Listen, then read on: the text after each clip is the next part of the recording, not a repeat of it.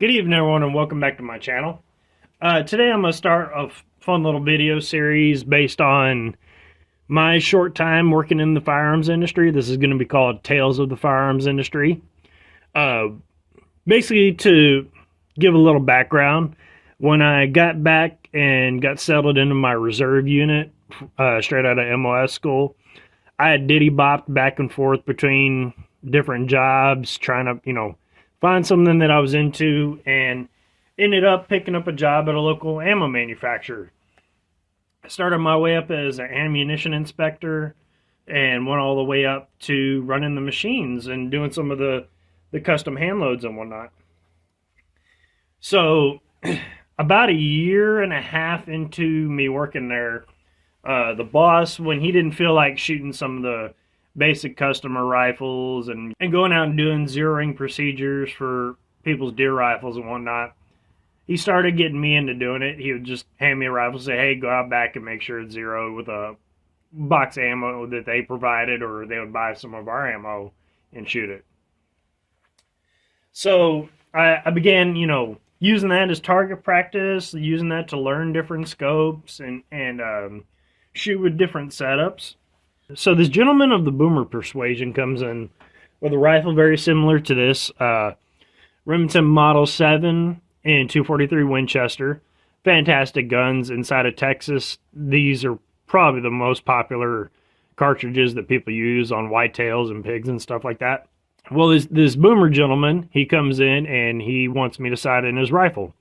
I take it out back, and on one of the Birchwood Casey diamond targets that everybody uses to sight in their rifles, it was printing about 2-minute angle group, or basically kind of cutting out the center of the largest diamond.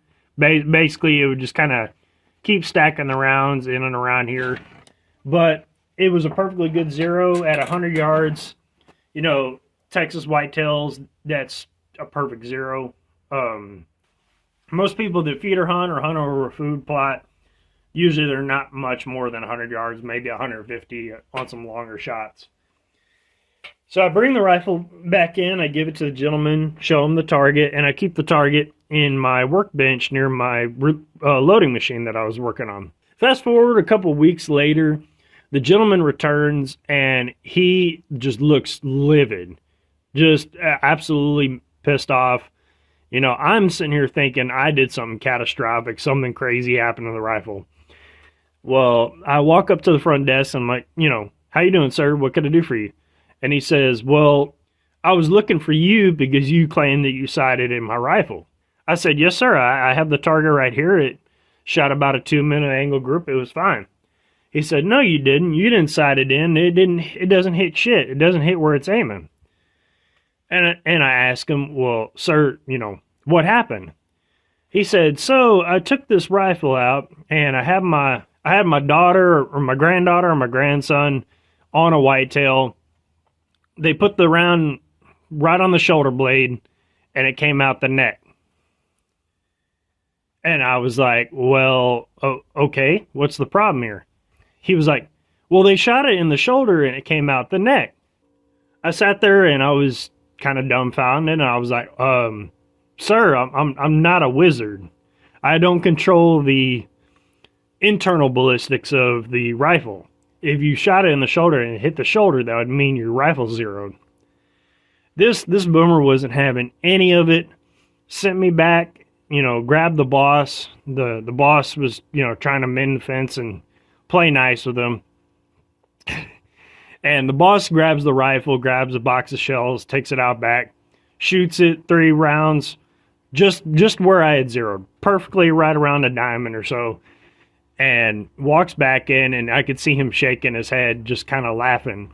And I'm like, oh, I'm gonna hang out back. Maybe I've messed something up. Maybe I messed up the dial.